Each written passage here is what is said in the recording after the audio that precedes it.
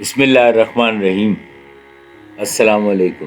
مرزا اسد اللہ خان غالب کی ایک بہت ہی خوبصورت غزل ہے، ہزاروں خواہشیں ایسی کہ ہر خواہش پہ دم نکلے۔ اس کی آج مختصر سی تشریح کرنے کی کوشش کرتے ہیں اور اس کو سمجھنے کی کوشش کرتے ہیں۔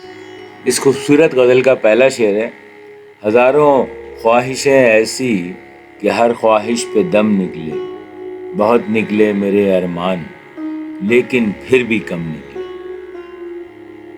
کچھ الفاظ اور معنی دیکھ لیتے ہیں ان کے۔ خواہشیں کہتے ہیں تمنا یا آرزو، دم نکلنا یعنی جان نکلنا، کسی پہ فدا ہو جانے کو بھی تشبیہ دیتے ہیں، نہایت فریختہ ہو جانا، کسی پہ دم نکلنا۔ ارمان تو آپ جانتے ہوں گے، آسان لفظ ہے، حسرت، وہ خواہش جو پوری نہ ہو، ارمان۔ ہزاروں لغوی معنی تو ہزار کی تعداد میں یعنی بہت سی، ہزاروں معنی دیتے ہیں تو وہ بہت سی ہو سکتی ہیں۔ خواہشیں لغوی معنی اس کے بھی خواہش ہے یعنی تمنا، خواہش، آرزو۔ ایسی کہ، ایسی کا مطلب اس طرح کی کہ، یہ تعلیل کے لیے بیسیکلی، ایسی کہ، اور ہر خواہش پہ دم نکلے۔ دم نکلنے کا مطلب سانس نکلنا، جان جانا، مر جانا۔ یہ بیسیکلی ایک استعارہ غالب نے استعمال کیا ہے شدید شدت کے اظہار کا۔ یہاں ہر خواہش پر جان نکل جائے گا مطلب یہ ہے کہ ہر خواہش اتنی شدید ہے کہ اس پر جان نکل جائے، یعنی ہر خواہش کے پورا نہ ہونے کا خطرہ جو ہے وہ موجود ہے۔ اور بہت نکلے میرے ارمان، ارمان یعنی خواہشات، امیدیں، بہت نکلے یعنی بہت سی امیدیں سامنے آئیں، ظاہر بھی ہوئیں، لیکن پھر بھی کم نکلیں، ابھی اور نکلنی باقی تھی، یعنی اتنے نہیں نکلے ارمان جتنے نکلنے چاہیے تھے یا جتنے چاہے تھے، کم نکلے۔ اس کی مختصر تشریح دیکھ لیتے ہیں۔ غالب نے اس شعر میں میرے خیال میں اصل میں تلقین ترک آرزو کی ہے، یعنی فرمایا یہ ہے کہ بھائی اپنے چادر دیکھ کر پاؤں پھیلائیں، اپنی خواہشات کا دائرہ محدود رکھیں، ورنہ چاہے کتنی بھی خواہشیں پوری ہو جائے، پیاس جو ہے نا وہ انسان کی وہ باقی رہے گی۔ وہ فرماتے ہیں کہ میری بہت سی خواہشیں ایسی ہیں کہ ہر ایک خواہش کو پورا کرنے کے لیے میرا دم نکلا جائے، یعنی میری پوری شدت اس کے اندر انوالو ہو رہی ہے۔ اگرچہ میری بہت سی خواہشیں پوری بھی ہو گئی ہیں لیکن ابھی بھی یہ میرے لیے کم ہے۔ تو چونکہ میری بہت سی خواہشیں ادھوری رہ گئیں تو دل میں ابھی بھی ایک تشنگی باقی ہے، ایک پیاس باقی ہے، ایک حسرت باقی ہے، اور پھر ان بچی ہوئی خواہشوں کو پورا کرنے کے لیے میرا دم نکلا جا رہا ہے۔ اب اگر اس پہ مزید غور کریں، اس شعر پہ، ہزاروں خواہشیں ایسی کہ ہر خواہش پہ دم نکلے، تو خواہش پر دم نکلنے سے میرا خیال مراد یہ ہے کہ خواہش کے پورا ہونے کے لیے جلدی کرنا، یعنی کسی خواہش کی تکمیل کے لیے کیوں مرے جا رہے ہو، اس قدر جلدی کیوں مچا رہے ہو۔ یعنی جیسے انسان کو پانی نہ ملے تو وہ سمجھتا ہے کہ وہ شاید پانی کے بغیر مر جائے گا، لیکن جب اسے پانی مل جاتا ہے تو وہ سمجھتا ہے کہ وہ بھئی پانی کے بغیر زندہ رہ سکتا تھا۔ یہ انسان کی فطرت ہے کہ جب اس کے دل میں کسی چیز کی خواہش پیدا ہوتی ہے تو وہ اسے حاصل کرنے کے لیے تڑپتا رہتا ہے، جب تک کہ اسے حاصل نہ کر لے۔ جستجو اس کی برقرار رہتی ہے، بے چینی اس کے اندر رہتی ہے، اور آپ یہ کہہ سکتے ہیں کہ اس کی جان پر رہتی ہے۔ لیکن جب وہ اسے پا لیتا ہے تو آہستہ آہستہ اس کی اہمیت کم ہوتی چلی جاتی ہے اور کوئی دوسری خواہش اس کے دل میں جنم لینے لیتی ہے۔ تو غالب فرماتے ہیں کہ میری زندگی میں ایسی بے شمار خواہشات تھیں کہ ہر خواہش پہ بھی جان نکالنی پڑتی تو نکل جاتی، یعنی کچھ بھی کرنا پڑتا اسے پورا کرنے کے لیے تو کرتے۔ میری بہت سی امیدیں سامنے آئیں مگر پھر بھی وہ ختم نہیں ہوئیں، کم رہ گئیں، یعنی جتنی میں سوچتا تھا اس سے کم رہ گئیں۔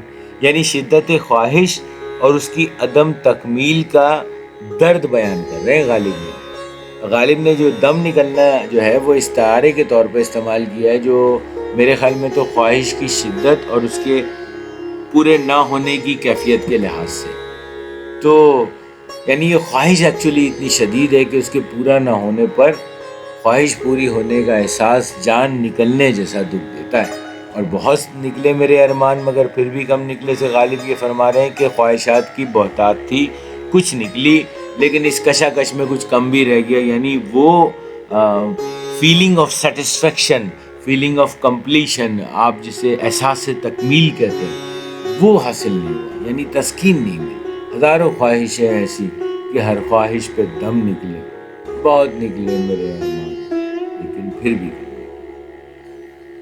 اگلا شعر دیکھتے ہیں. ڈرے کیوں میرا قاتل کیا رہے گا اس کی گردن پر. ڈرے کیوں میرا قاتل کیا رہے گا اس کی گردن پر. وہ خون جو چشم تر سے عمر بھر یوں دم بدم نکلے. وہ خون جو چشم تر سے عمر بھر یوں دم بدم نکلے. الفاظ اور معنی ذرا دیکھ لیتے ہیں پہلے، پھر اسے مزہ آئے گا اس کو ذرا سا کھولنے میں. اس شعر ڈرے یعنی خوف کھائے، اور قاتل آپ سمجھتے ہیں قتل کرنے والے کو کہتے ہیں. گردن پر خون ہونا اس کا مطلب ہے قتل کا الزام لگنا اس کی گردن پر، یعنی کہ قتل کا الزام اس کے سر آ گیا. چشم تر، چشم تو آپ کو پتہ ہے آنکھ کو کہتے ہیں، تر نم کو کہتے ہیں، تو نم آنکھوں کو، آنسوؤں سے بھری آنکھوں کو چشم تر. دم بدن یعنی ہر وقت. اچھا، اب ڈرے کیوں جو ہے وہ یہاں غالب نے کیا استعمال کیا کہ کیوں خوفزدہ، مطلب اس میں ڈرنے کی کیا بات ہے. ڈرے کیوں میرا قاتل. قاتل اصل میں یہاں مجازی ہے، وہ شخص ہے یا وہ قوت ہے جو مجھے مار رہی ہے. وہ محبت بھی ہو سکتی ہے، وہ وقت بھی ہو سکتا ہے، وہ تقدیر بھی ہو سکتی ہے. میرا قاتل ان تینوں میں سے کچھ بھی ہو سکتا ہے، اور بھی کچھ ہو سکتا ہے جو اس وقت مجھے یاد آیا وہ میں آپ کو بتا رہا ہوں. ڈرے کیوں میرا قاتل کیا رہے گا اس کی گردن پر. گردن پر رہنے کا مطلب ہے ذمہ داری ہونا، الزام ہونا. کیا رہے گا یعنی کیا باقی رہے گا، کیا بچے گا. وہ خون، خون سے مراد بلڈ، خون یا نون گنہ کے استعمال ہوا. چشم تر، چشم آنکھ آپ کو بتا دی، نم آبدیدہ آنکھ کہہ سکتے ہیں، روتی ہوئی آنکھ. تو یعنی خون جو آنکھوں سے بہا جاتا ہے وہ جسم میں میرے تو رہتا نہیں، قاتل کی گردن پہ کیا رہے گا. اس شعر کی سب سے لطیف بات یہ ہے کہ غالب اس شعر میں اپنے محبوب سے، آپ غور کریں ذرا، اپنے محبوب سے جو کہ ان کا قاتل بھی ہے، اسے اپنی بے پناہ محبت کے سبب اپنے قتل سے بری الذمہ قرار دیتے، جبکہ وہ اسی کے ڈھائے ہوئے ظلم و ستم سے قتل ہوئے، یعنی اسی ظلم و ستم کا شکار ہوئے.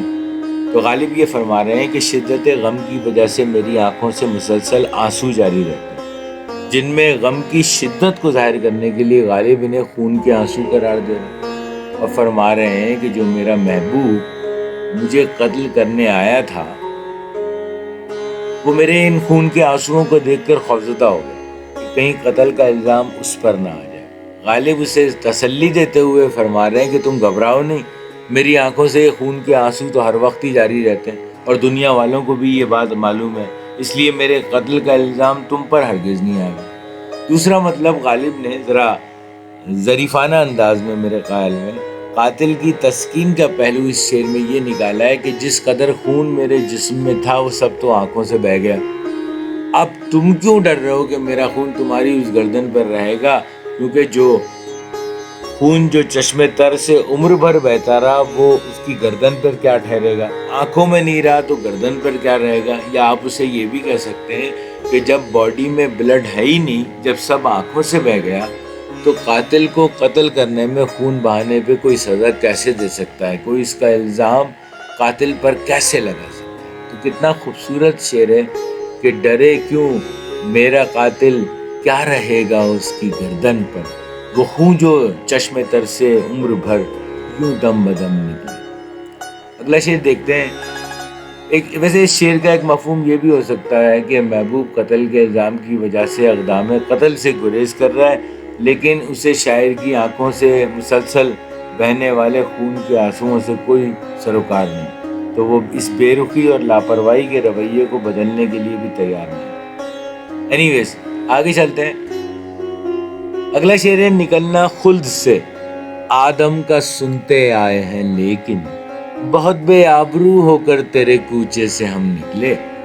نکلنا خلد سے آدم کا سنتے آئے ہیں، لیکن بہت بے آبرو ہو کر تیرے کوچے سے ہم نکلے. خلد تو جنت کو کہتے ہیں. آدم علیہ السلام ہمارے عقیدے کے مطابق حضرت آدم علیہ السلام دنیا کے پہلے انسان ہیں. ان کو ایک یہاں پہ چلے میں آگے چل کے آپ کو بتاتا ہوں. بے آبرو جو ہے وہ عزت کو کہتے ہیں، مطلب بے عزتی کو کہتے ہیں. آبرو عزت کو کہتے ہیں، تو بے آبرو بے عزتی، جس کی کوئی عزت نہ ہو. اور کوچا تو گلی کو کہتے ہیں. تو نکلنا خلد سے آدم کا، خلد عربی لفظ ہے جو بیسیکلی جنت کے لیے استعمال ہوا ہے، بہشت بھی کرتا ہے۔ آدم علیہ السلام کا نکلنا، ہم نے سنا ہے کہ آدم کو جنت سے نکالا گیا، سنتے ہیں، سنا ہے، سنتے چلے آئے، اور لیکن مگر بٹ بہت بے آبرو ہوتے ہیں۔ یعنی پہلا مصرعے میں وہ اپنی بات کو ختم کر لیتے ہیں کہ ہم نے بہت یہ سنا ہے کہ حضرت آدم علیہ السلام کو جنت سے نکالا گیا، لیکن ہمیں جتنی بے عزتی نصیب میں آئی ہے وہ اس سے کہیں زیادہ ہے۔ حالانکہ کیونکہ اس کی وجہ کیا ہے وہ میں آپ کو بتاؤں۔ وہ بات یہ ہے کہ تیرے کوچے سے ہم نکلے، یعنی تیرے تو مخاطب کرنے کے لیے، اور عاشق ظاہر محبوب سے مخاطب ہے، یعنی میں تیرے محلے سے نکلا، یعنی محبوب کے محلے سے رخصت ہوا۔ تو سب سے پہلے تو میں آپ کو ایک چیز بتا دوں کہ اس میں نا صنعت تلمیح ہے، یعنی کسی واقعے کی طرف اشارہ کیا گیا۔ حضرت آدم علیہ السلام کا جنت سے نکلنے کا جو واقعہ ہے اس طرف اشارہ کیا، تو تھوڑی سی مبالغہ آرائی بھی ہے، یعنی میں بھی نکالا گیا ہوں، یعنی اپنے آپ کو ان سے کمپیریزن کر رہے ہیں، تو یہ بھی ہے تھوڑا سا، اور اس میں اس کو صلت موازنہ بھی کہتے ہیں، یعنی دو واقعات کے درمیان موازنہ کرنا۔ بہرحال اس کی تشریح دیکھتے ہیں مختصر سے۔ شاعر نے یعنی غالب نے حضرت آدم علیہ السلام کے جنت سے نکالے جانے کے مشہور واقعے کی طرف ایک تو اشارہ کیا ہے پہلے مصرعے میں، کہ اللہ تعالیٰ نے حضرت آدم علیہ السلام اور ان کی بیوی حضرت حوا علیہ السلام کو، آپ کو پتہ، جنت میں آباد کیا تھا، اور انہیں ہدایت کی تھی کہ ایک خاص درخت کے قریب نہ جانا اور اس کا پھل نہ کھانا، لیکن شیطان کے بہکاوے میں آ کر انہوں نے اس شجر کا پھل کھا لیا، جس کی وجہ سے اللہ تعالیٰ نے انہیں جنت سے نکال کر زمین پر بھیج دی۔ اب انہیں اس پر اس کی ندامت ہوئی اور افسوس ہوا کہ وہ کیوں شیطان کے بہکاوے میں آ گئے۔ بعد میں ان کی معافی ہوئی اور زمین پر اللہ تعالیٰ نے حضرت آدم علیہ السلام کو ایک بلند مقام عطا فرمایا۔ اب غالب فرماتے ہیں کہ میرے نصیب میں مگر صرف ذلت و رسوائی ہے، یعنی اس شعر کا، ابھی میں یہاں اس بات کو روکتا ہوں، ایک اور طرف توجہ دلاتا ہوں آپ کی۔ اس شعر کا ایک پہلو یہ بھی ہو سکتا ہے کہ اس شعر کے مطابق آدم کو تو ان کی خطا کی وجہ سے جنت سے نکالا گیا تھا، لیکن ہم سے تو کوئی خطا بھی زرزاد نہیں ہوئی، پھر ہم اس رسوائی اور بے عزتی سے تیرے کوچے سے کیوں نکال دیے گئے؟ تو عاشق کے لیے محبوب کی گلی میں جانا ظاہر ہے کہ مسرت کا باعث ہوتا ہے نا، وہ محبوب کے دیدار کے لیے بار بار وہاں کے چکر کاٹتا ہے، تو بعض اوقات اسے اجنبی لوگوں سے بھی بات چیت کرنی پڑتی ہے، مشکلات کا بھی سامنا کرنا پڑتا ہے، بہت سی تکلیفیں اور رسوائیاں بھی جھیلنا پڑتی ہیں، لیکن ان سب کو وہ ہیپیلی برداشت کر لیتا ہے۔ اس کے لیے یعنی کسی عاشق کے لیے سب سے تکلیف دہ اور رسوا کن بات یہ ہے کہ محبوب کی توجہ کسی غیر کی جانب ہو جائے، اور محبوب عاشق سے ملنے کے بجائے اسے اپنے کوچے سے نکل جانے کو کہہ دے، اسے کہے کہ اب میرے محلے سے نکل جاؤ، تو ظاہر ہے کہ یہ سب سے بڑی بے عزتی ہے عاشق کے نزدیک، کہ میں دل میں ہزاروں آرزوؤں لیے ان سے ملنے جا رہا ہوں اور وہ مجھے کہتے ہیں نکلو یہاں سے۔ تو اس پہ غالب فرما رہے ہیں کہ ہم بڑے بے آبرو ہو کر محبوب کے کوچے سے نکالے گئے۔ اس شعر میں اگر آپ ایک اور پہلو دیکھیں اس کا، تو عشق کی شدت، رسوائی اور ساتھ ساتھ ذلت کا بھی احساس چھپا ہے، یعنی عشق انسان کو ایسی حالت میں ڈال دے کہ وہ اپنی عزت کھو کر محبوب کے محلے سے نکلے۔ تو باٹم لائن اس شعر کی یہی ہے کہ غالب فرما رہے ہیں کہ حضرت آدم علیہ السلام کا جنت سے نکلنے کا واقعہ ہم سنتے آئے ہیں، لیکن جس بے عزتی سے ہم تیری گلی سے نکالے گئے ہیں اس کی مثال نہیں ملتی۔ اگلا شعر ہے، بھرم کھل جائے ظالم تیرے قامت کی درازی کا، بھرم کھل جائے ظالم تیرے قامت کی درازی کا، اگر اس تر رہے پر پیچ و خم کا پیچ و خم نکلے۔ شعر کے مشکل معنی دیکھ لیتے ہیں پہلے۔ بھرم کہتے ہیں ایک طرح سے وقار کو آپ کہہ سکتے ہیں، اور یعنی شان کو بھی کہہ سکتے ہیں۔ یہاں پر ظالم ظلم کرنے والا ہوتا ہے، اور یا وہ قوت جو ظلم کرتی ہے۔ تیرے قامت کی ترازی کا، یعنی کہ قامت تو لمبائی کو کہتے ہیں، جسم کی قامت، جسم کی لمبائی، جسم کسی آدمی کا کسی شخص کا لمبا ہونا تیرے جسم کی لمبائی کی وجہ سے. ترا تو پگڑی کو کہتے ہیں. ویسے بالوں کے گچھے یا جوڑا بھی اسٹائل کے جو بال عورتیں بنا لیتی ہیں نا، جس سے ان کے قد میں اونچا قد لگے ان کا، اس کو بھی ترا کہتے ہیں. پیچ و خم تو آپ کو پتا ہوگا، گھماؤ، مڑنا، لچک، خم، ان سب کو پیچ و خم کہتے ہیں. یعنی مڑنے کا مڑنا، ایک چیز مڑی ہوئی ہو پھر وہ مزید مڑ جائے تو وہ پیچ و خم ہوتا ہے. مڑا ہوا یعنی جیسے پگڑی پہ کپڑا لپیٹتے ہیں نا، کہ وہ مڑا ہوا بھی ہوتا ہے اور لپیٹا ہوا بھی ہوتا ہے سر پہ، تو پیچ و خم. بھرم کھلنا یعنی راز افشاں ہو جانا، حقیقت ظاہر ہو جانا. تو اس شعر کا مفہوم تو یہ ہے کہ اگر تمہاری بلدار زلفوں کے یہ بل کھل جائیں، یہ جو گھنگریالے بال ہیں ان کے گھنگر کھل جائیں، تو تمہاری درازی قد کا بھید کھل جائے. تشریح کیا ہے؟ غالب فرماتے ہیں کہ اپنے محبوب سے کہہ رہے ہیں کہ بھائی جان، آپ کی زلفیں جو ہیں وہ کھل جائیں تو ان کی جو آپ کے قد کی، جو لمبے قد کی وجہ سے جو آپ مشہور ہیں، وہ بھرم کھل جائے گا اس کا. غالب نے اصل میں بڑی عمدگی سے اپنے محبوب کی زلفوں کی تعریف کی ہے. اس سے غالب بتانا چاہتے ہیں کہ محبوب کے بال بہت گھنے، لمبے اور گھنگریالے ہیں. زلفوں کا بلدار یا گھنگریالہ ہونا اردو شاعری میں خوبصورتی کی علامت سمجھا جاتا ہے. یہ ایک الگ بات ہے، لیکن میں آپ کو بتا رہا ہوں.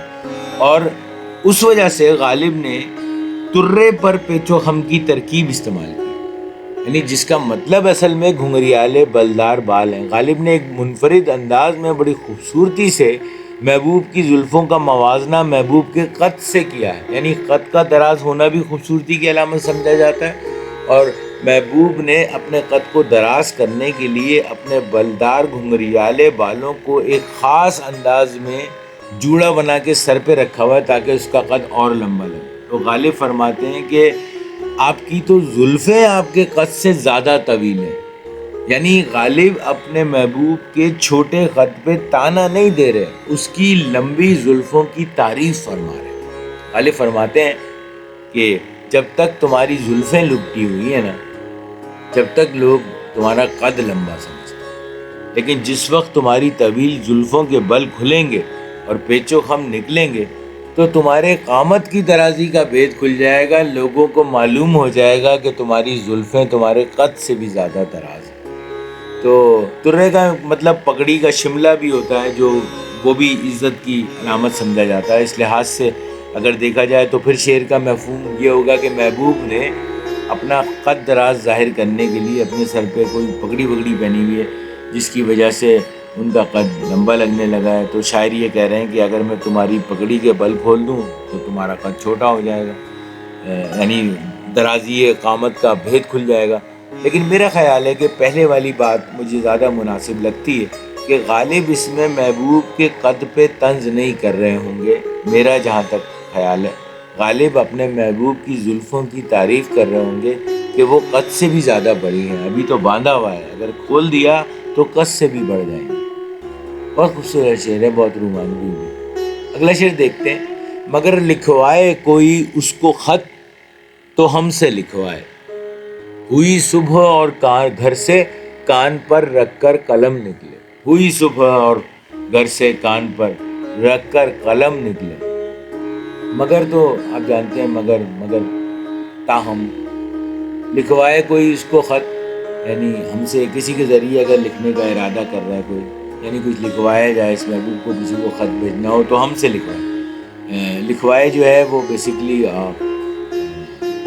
لکھنے کے لیے استعمال ہوا جائے گا، میری طرف سے لکھوایا جائے گا. اور ہوئی صبح، اور صبح ہو گئی، دن کی شروعات ہو گئی، اور گھر سے کان پہ رکھ کر قلم نکلے کا مطلب یہ کہ کان کے قریب رکھ کر یا کان پر لگائے ہوئے یا بالکل ریڈی نکلے. یعنی کہ اگر کوئی لکھنے کو کہے تو بس ایسے کر کے ہاتھ اٹھائے اور کان سے قلم نکال کے لکھنا شروع ہو جائیں، ایک لمحہ بھی ضائع نہ کرے. اب غالب فرما کیا رہے ہیں اس سے؟ غالب کہتے ہیں کہ اگر موضوع موقع ہو کہ محبوب کو خط لکھا جائے تو وہ خط میری طرف سے لکھوائے. اب صبح ہو گئی ہے اور میں گھر سے نکل رہا ہوں، کان پر قلم لگائے ہوئے، یعنی میں آمادہ ہوں، ریڈی ہوں، قلم ہاتھ میں جانے کے لیے تیار ہوں۔ اس میں شاعر کی جذباتی کیفیت بھی نظر آ رہی ہے۔ کو اس بات کی ٹو ہے کہ دیکھیں لوگ کیا کیا لکھواتے ہیں، اور لوگ بھی تو محبوب کو خط لکھتے ہیں۔ یہاں پہ ہو سکتا ہے کہ غالب نے، کیونکہ اس زمانے میں ظاہر ہے کہ مختلف لوگ بادشاہ کو یا کسی بڑے لوگوں، بڑے آدمی کو جس کے ذریعے لوگوں نے کام نکلوانے ہوتے تھے، تو اپنی اپنی عرضیاں بھیجتے تھے، اپنے اپنے خط بھیجتے تھے۔ تو اگر آپ کا کام کسی کے پاس ہو اور اس سے متعلق دوسروں کے بھی اور کام ہو جو اس کو پیچیدہ کر رہے ہوں، تو وہ جاننا بڑا ضروری ہو جاتا ہے کہ آپ کو پتہ چلے کہ وہ لوگ کیا کہہ رہے ہیں اس بارے میں۔ تو اس زمانے میں چونکہ خط لکھنے کا رواج تھا اور ہر آدمی کو خط لکھنا نہیں آتا تھا، تو غالب چونکہ ایک پڑھے لکھے آدمی تھے تو وہ اپنے ہاتھ سے تحریر فرماتے تھے، تو لوگ کسی سے خط لکھوا لیتے تھے۔ تو وہ یہ فرما رہے ہیں اصل میں اس شعر میں کہ کان پر قلم رکھ کر نکل رہا ہوں گھر سے صبح، یعنی کہ میں تیاری سے پوری نکل رہا ہوں کہ اگر کسی کو بھی خط لکھوانا ہو، مثال کے طور پہ بادشاہ سلامت کو، تو مجھ سے لکھوا لیں۔ اب جب آپ پورے شہر کے خط آپ ہی لکھیں گے تو آپ کو پورا حال معلوم ہو جائے گا نا کہ بادشاہ سلامت کو اور بھی لوگ کیا کیا لکھ رہے ہیں۔ تو اس طرف اشارہ کر رہے ہیں غالب اس شعر میں۔ یعنی اگر محبوب کو خط لکھنے کا ارادہ ہے تو میں لکھنے والا ہوں۔ اب یہ خود کو جو وقف کیا ہے اس رضاکارانہ سروس کے لیے، وہ اس لیے کیا ہے کہ تاکہ پتہ چل جائے کہ اور بھی لوگ محبوب کو کیا لکھ رہے ہیں۔ اگلا شعر ہے، ہوئی اس دور میں منسوب مجھ سے بادہ آشامی، ہوئی اس دور میں منسوب مجھ سے بادہ آشامی، پھر آیا وہ زمانہ جو جہاں میں جام جم نکلے۔ پہلے مشکل الفاظ کے معنی دیکھ لیں۔ ہوئی اس دور میں، ہوئی تو آپ جانتے ہیں کہ ہوئی کا مطلب ہے کہ ہیپنڈ، ہونا، واقع ہونا، اس دور میں یعنی اس زمانے میں۔ یہاں چونکہ اکثر کتابوں میں اعراب نہیں ہے تو اس لیے یہ اس دور میں بھی ہو سکتا ہے، یعنی اس زمانے میں۔ آگے چل کے جب ہم اس کی تشریح میں دیکھیں گے تو پھر اندازہ ہو جائے گا ہمیں کہ کس طرف زیادہ اس کی نسبت نکل گئی۔ منسوب مجھ سے، منسوب ہونا، نسبت رکھنا، مجھ سے یعنی میرے سے نسبت رکھنا، یعنی وہ کہا گیا کہ میں اس سے نسبت رکھتا ہوں۔ بادہ آپ جانتے ہیں کہ شراب کو کہتے ہیں۔ بیسیکلی بادہ جو ہے وہ استعارہ غالب نے یہاں استعمال کیا ہے عشق یا مستی کا، اور آشامی یعنی کہ پینے والا، شراب نوشی کرنے والا، شرابی جو ہوتا ہے اس کو آشامی کہتے ہیں۔ بادہ آشامی شراب نوشی کرنا۔ بیسیکلی یہاں جیسے میں نے آپ کو بتایا کہ یہ خیال رکھیں کہ یہ استعارہ غالب نے استعمال کیا ہے عشق ہونا، اس میں سرشار ہونا یا مستی ہونا۔ پھر آیا وہ زمانہ یعنی دوبارہ وہ وقت آیا۔ اب آگے کیا فرما رہے غالب، جو جہاں میں جام جم نکلے۔ دنیا آپ جانتے ہیں، جہاں دنیا کو کہتے ہیں، مجمع کو کہتے ہیں۔ جام جم اشارتاً اس شراب سے ہے۔ ایک ایران کا ایک بادشاہ بھی تھا جمشید، جس کے پاس ایک پیالہ تھا جو تاریخ کی کتابوں میں اس پیالے کو بڑی ویلیو دی گئی ہے، اس کو بڑی جگہ ملی ہے کہ وہ کہنے میں یہ آتا ہے کہ یہ الف لیلوی بہرحال داستان ہے کہ اس پیالے میں وہ شراب پیتا تھا، اور اس پیالے میں جب وہ شراب ڈالتا تھا تو اس میں ایک ایسا میجک تھا کہ اس کے اوپر دنیا میں جو بھی حالات ہوتے تھے وہ آ جاتے تھے، یعنی وہ فیوچر جسے آپ کہتے ہیں وہ اس میں دیکھ لیتا تھا۔ بہرحال یہ ایک الف لیلوی داستان ہے، اور اشارہ یہاں جام جم میں اس طرف سے جہاں میں جام جم نکلے۔ آگے میں آپ کو بتاتا ہوں اس کی تشریح، بیسیکلی مفہوم کیا ہے۔ غالب فرما رہے ہیں کہ ایک وقت ایسا آیا جب مجھے بادہ آسامی یعنی عشق یا مستی کے شربت پینے والے کے طور پر منسوب کیا گیا۔ اس کے بعد ایسا وقت آیا کہ وہ لذت یا مستی دنیا میں ظاہر ہو گئی، یعنی عشق کی حالت، اس کا ظہور عام ہو گیا۔ یہاں بیسیکلی غالب عشق کی کیفیت، مستی اور اس کا سماجی اثر بھی بیان کر رہے ہیں کہ پہلے یہ چھپی ہوئی چیز تھی، ہوئی منسوب مجھ سے بادہ آشامی والی بات جو کہہ رہے ہیں، پھر یہ ظاہر ہو گئی۔ اس میں بادہ آشامی اور جام جم دونوں استعارہ ہیں۔ اصل میں عشق، مستی، راز اور اس کے ظاہر ہونے کی جو صورتحال ہے اس میں بیان کر رہے ہیں۔ اگلا شعر دیکھتے ہیں غالب کا، بہت ہی خوبصورت اور میرا ون آف فیوریٹ شعر ہے کہ ہوئی جن سے توقع خستگی کی داد پانے کی، وہ ہم سے بھی زیادہ خستہ تیغ و ستم نکلے۔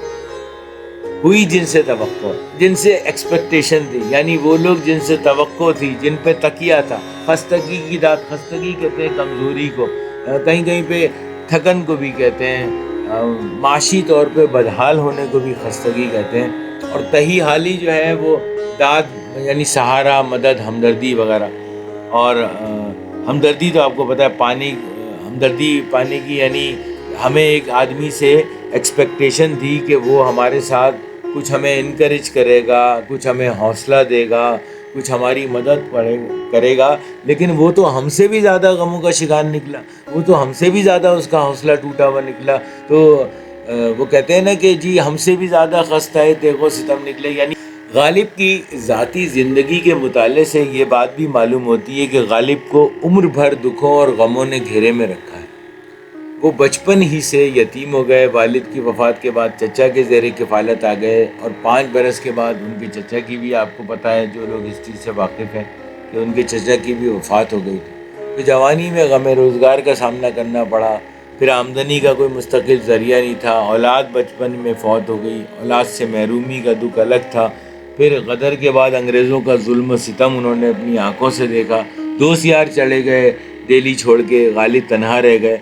तो गर्ज ये कि उम्र भर इन्हें दुखों और तकलीफ़ों का सामना रहा। लेकिन गालिब ये फरमाते हैं कि मैंने जिसके आगे भी अपने गम और तकलीफ़ों की बात की, तो जब उसने मुझसे बात की तो वो मुझसे भी ज़्यादा दुखी और सितम रसीदा निकला। तो इस शेर से जो मतलब निकलता है असल में वो ये निकलता है कि हर शख्स की ज़िंदगी में हज़ारों गम आते हैं, किसी की भी हालत एक जैसी नहीं रहती, और हर शख्स को ज़िंदगी के उतार चढ़ाव और नशीब व फराज का सामना करना पड़ता है। दुख दर्द में अगर कोई दिलजोई करने वाला और तसल्ली देने वाला हो तो ज़ाहिर है कि तकलीफ़ की शिद्दत का एहसास कम हो जाता है। लेकिन अगर ऐसी सिचुएशन में आपके पास कोई ना हो तो फिर आपको ज़्यादा गम में इजाफा हो जाता है। इसलिए कहा जाता है कि गम बांटने से कम हो जाते हैं और खुशियाँ बांटने से बढ़ जाते हैं। तो गालिब को इस शेर के हवाले से बात कर रहा हूँ, इस बात का गम है कि उन्हें कोई तसल्ली देने वाला नहीं मिला। जिसको भी गमों की दास्तान सुनाना चाहिए वो उनसे भी ज़्यादा गमज़दा निकला। तो कितना खूबसूरत शेर निकलता है कि हुई जिनसे तवक्को खस्तगी की दाद पाने की, वो हमसे भी ज़्यादा खस्ता तेगो सितम निकले। अगला शेर देखते हैं। मोहब्बत में नहीं है फ़र्क जीने और मरने का, मोहब्बत में नहीं है फ़र्क जीने और मरने का, उसी को देख कर जीते हैं जिस काफिर पे दम निकले। वाह कितना खूबसूरत शेर है, उसी को देख कर जीते हैं जिस काफिर पे दम निकले। इस शेर में वैसे अगर देखा जाए तो मुश्किल अल्फाज तो है नहीं। काफिर जो है ना यहाँ पे सिर्फ कुफ्र करने वाले के मायनों में नहीं है, बल्कि महबूब की नज़र में, शायरी की इस्तिलाह में एक ऐसे शख्स को भी, एक ऐसे महबूब को भी काफिर कहा जाता है जो आशिक की मोहब्बत से इनकार कर रहा हो। तो आशिक की मोहब्बत से इनकार की वजह से आशिक अपने महबूब को काफिर कहता है। तो यहाँ जिस काफिर पे दम निकले, तो यहाँ काफिर से मुराद महबूब ही है, यानी जिसे देखकर मरने लगे उसी के देखने से जीते हैं, यानी मरना जीना एक ही बात हो गई। तो गालिब इस शेर में ये फरमा रहे हैं कि मोहब्बत में ज़िंदगी और मौत कोई मायने नहीं रखती। आशिक के लिए महबूब की खुशनुदी सबसे अव्वलीन चीज़। अगर महबूब की रज़ा और खुशनुदी आशिक की मौत में हो तो आशिक के लिए यही सबसे बड़ी राहत बन जाती। और अगर महबूब की खुशनुदी आशिक की ज़िंदगी में तो आशिक के लिए इसी में खुशी है। यानी एक सच्चा आशिक महबूब को देख कर राहत महसूस करता है, और उसके बरक्स उससे दूरी ज़ाहिर है उसके लिए मौत की मानिंद है। तो गालिब बड़ी खूबसूरती से यहाँ ये फरमा रहे हैं कि जिस महबूब के दीदार से मुझे ज़िंदगी मिल जाती है, उस महबूब की जुदाई भी तो मेरे लिए मौत की मानिंद सख्त है। इस शेर का एक पहलू ये भी निकल सकता है कि अगर महबूब ही मेरी ज़िंदगी और मौत है, यानी अगर महबूब मुझे मोहब्बत भरी नज़र से देख ले तो मुझे नई ज़िंदगी मिल जाती है। अगर वो मुझसे नज़रें चुरा ले और बेरुखी का रवैया अपनाए तो मेरे लिए तकलीफ़ मौत की मानिंद है। यानी हम जिसकी मोहब्बत के हुसूल के लिए जान देते हैं, उसकी मोहब्बत भरी नज़र से ज़िंदगी भी तो पाते हैं। मोहब्बत में नहीं है फ़र्क जीने और मरने का, उसी को देख कर जीते हैं जिस काफिर पे दम निकले। चाहे इस शेर में غالب نے محبوب کی سنگدلی اور لاپرواہی کے لیے محبوب کو پتھر، صنم اور بت وغیرہ کے الفاظ سے جیسے مخاطب کیا جاتا ہے نا، تو انہوں نے کافر کہہ کر مخاطب کیا۔ کافر ویسے تو پتہ ہے آپ کو کہ خدا کے منکر شخص کو کہتے ہیں، لیکن اس شعر میں عاشق کی محبت سے انکاری پر اسے کافر قرار دیا گیا ہے۔ یعنی ایک سچی چیز، خدا کی وحدانیت یا خدا کی موجودگی سے انکار کرنے والے کو کافر اس لیے کہا جاتا ہے کہ جو ایک یونیورسل فیکٹ ہے، اگر آپ اس سے انکار کر رہے ہیں، ایک جو یونیورسل ٹروتھ ہے، ایک جو جہان عالم کی سچائی ہے، اگر آپ اس سے انکاری ہیں تو اصل میں غالب یہاں اپنے عشق کو بھی، محبوب سے اپنی محبت کو بھی اتنی بڑی سچائی قرار دے رہے ہیں کہ اس سے انکار کرنے والے کو کافر کہہ رہے ہیں۔ غالب اپنے محبوب کو کافر کہہ کر اسے اس کے ظلم و ستم اور زیادتیوں کا بھی احساس دلا رہے ہیں۔ تو اس لیے وہ فرماتے ہیں کہ عشق میں زندگی اور موت میں کوئی فرق نہیں رہتا، اسی کو دیکھ کر زندہ رہتے ہیں جس کے نہ دیکھنے سے زندگی غائب ہو جاتی ہے۔ غزل کا مقطع ہے، کہاں میں خانے کا دروازہ غالب اور کہاں واعظ، پر اتنا جانتے ہیں کل وہ جاتا تھا کہ ہم نکلے۔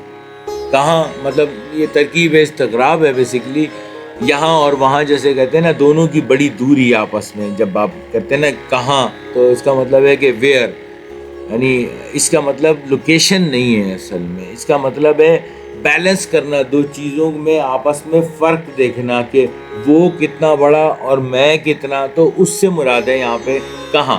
میں خانے کا دروازہ، شراب خانہ آپ جانتے ہیں، میں خانے کو کہتے ہیں، اور دروازہ جانتے ہیں آپ۔ شاعر غالب جو ہے، شاعر کی ذات یعنی غالب اپنا تخلص یہاں استعمال کر رہے ہیں، اپنے آپ کو کہہ رہے ہیں کہ کہاں میں خانے کا دروازہ غالب، یعنی غالب صاحب میں خانے کا دروازے سے مراد یہ ہے کہ شراب خانہ، اور کہاں وائز۔ وائز کون؟ نصیحت کرنے والا۔ تو وائز وہ آدمی جو شراب سے منع کر رہا ہو، وہ میں خانے کے دروازے پر۔ اب غالب یہ بتا رہے ہیں، اپنی کل کی بات کر رہے ہیں کہ کل جب ہم وہاں سے باہر نکل رہے تھے تو ہم نے دیکھا کہ وائز اندر جا رہا تھا، تو اس کو وہ شعر میں انہوں نے بیان کیا ہے۔ اصل میں اس شعر کی تشریح کیا ہے، یعنی ویسے تو اگر آپ لفظی لحاظ سے دیکھیں تو یہ سیدھا سیدھا سا شعر ہے، لیکن اگر آپ اس کی تشریح میں جائیں تو غالب فرماتے ہیں کہ ایک تشریح تو اس کی یہ ہے کہ شراب ایسی چیز ہے جسے وائز بھی چھپ چھپ کر پیتے ہیں، دوسروں کو منع کرتے ہیں اور خود شراب پیتے ہیں۔ اصل میں غالب اتنی آسان شاعری کبھی نہیں فرماتے۔ غالب نے معاشرے کے منافقانہ رویے پر طنز کیا ہے اس شعر میں، کہ بظاہر نیک اور شریف اور پارسا نظر آنے والے لوگوں کے بھی قول و فعل میں تضاد ہوتا ہے، جس چیز سے وہ دوسروں کو منع کرتے ہیں وہ خود اس میں مبتلا ہوتے ہیں۔ تو یہ اس شعر میں شاعر نے بڑے زبردست طریقے سے معاشرے کے اس المیے پر روشنی ڈالی ہے کہ دوسروں کو نصیحت کرتے ہیں لوگ اور خود اس برائی میں مبتلا ہوتے ہیں۔ یعنی اس کا مطلب غالب نے اس شعر میں ایک اس طرف بھی توجہ دلائی ہے کہ پہلے انسان اپنے کردار کو صاف کرے، پہلے انسان اپنے آپ کو ڈیولپ کرے، پھر اس کے بعد دوسروں کو نصیحت کرنے کی پوزیشن میں وہ آئے۔ تو وہ جو منافقانہ رویہ ہے، غالب نے اس طرف توجہ ڈالی ہے۔ اس شعر کا میرے خیال میں شراب اور شراب خانے سے یا مولوی سے کوئی تعلق نہیں ہے، وہ تشبیہ دے رہے ہیں کہ کہاں میں خانے کا دروازہ غالب اور کہاں وائز، پر اتنا جانتے ہیں کل وہ جاتا تھا کہ ہم نکلے۔ اگر اس پوری غزل کا مفہوم دیکھا جائے تو مرزا غالب کی یہ ظاہر ہے بہت ہی مشہور زمانہ اور نمایاں غزل ہے، جو اصل میں عشق کی، خواہش کی، کہیں کہیں مایوسی کی اور انسانی کمزوریوں کا بھی بڑا گہرا عکس پیش کرتا ہے۔ تو بہرحال یہ غزل میں تمام ہی چیزیں نظر آتی ہیں۔ غالب کی اس غزل میں عشق کی شدت ہے، خواہش کی لامحدودیت ہے، انسانی توقعات اور مایوسیاں ہیں، اور سماجی و مذہبی نقابوں کے بیچ عشق کی آزادی کو بھی بیان کیا ہے غالب نے۔ اس میں ایکچولی ذاتی تکلیف اور کائناتی فکر، میرا خیال ہے دونوں ہی اس غزل کا خاصہ ہے۔ یعنی یہ صرف عشق کی داستان نہیں ہے، بلکہ یہ انسانی وجود، خواہش اور آزادی کا سفینہ بھی۔ تو بہرحال مجھے امید ہے کہ یہ غزل اور اس کی مختصر تشریح آپ کو پسند آئی ہوگی، اور اگر پسند آئی ہے تو درخواست وہی پرانی ہے، دوستوں میں شیئر کریں، لائک کریں، سبسکرائب نہیں کیا چینل کو تو سبسکرائب کر لیجئے۔ رضوان احمد خان کو دیجیے اجازت، آپ کے وقت کا بہت بہت شکریہ۔